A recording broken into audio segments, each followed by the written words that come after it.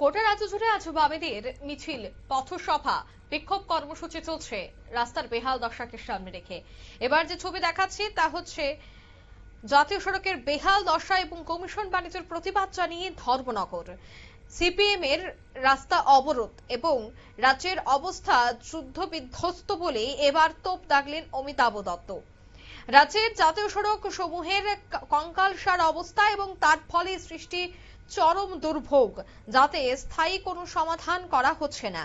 তাই জাতীয় সড়ক নির্মাণে ব্যাপক কমিশন বাণিজ্য ও অত্যন্ত নিম্নমানের সামগ্রী ব্যবহারের প্রতিবাদ জানিয়ে আজ দুপুরেই ঠিক একটা আনন্দবাজারে 208 নম্বর জাতীয় সড়কে এক বিক্ষোভ এবং 10 মিনিটের প্রতীকী রাস্তা অবরোধ কর্মসূচি পালন করে সিপিএম ধর্মনগর মহকুমা কমিটি। বিক্ষোভ কর্মসূচিতে অংশ নিয়ে সিপিএম রাজ্য সম্পাদক মণ্ডলীর সদস্য অমিতাভ দত্ত ক্ষোভ উগরে দিয়ে বলেন, বর্তমানে যে সমস্ত রাস্তার কাজ চলছে সেখানে নিম্নমানের সামগ্রী ব্যবহার করায় কাজের মান অত্যন্ত নিম্নমানের হচ্ছে। ফলে অনেক ক্ষেত্রে রাস্তার কোনো অস্তিত্বই থাকছে না এবং সাধারণ মানুষের প্রতিনিয়তই চরম দুর্ভোগে পোহাতে হচ্ছে।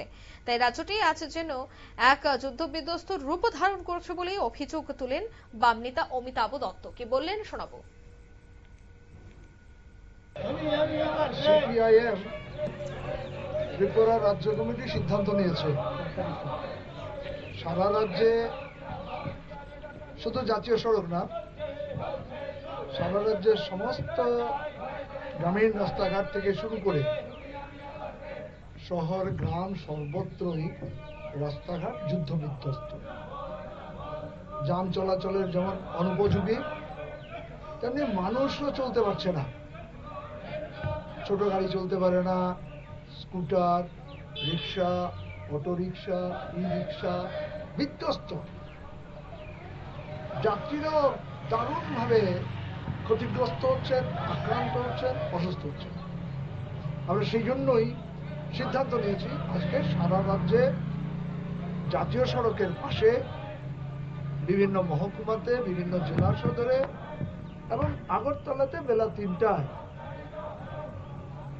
বিক্ষোভ মিছিল সংগঠিত হবে। তার মূল কারণ কি? আমাদের যোগাযোগের ক্ষেত্র কি?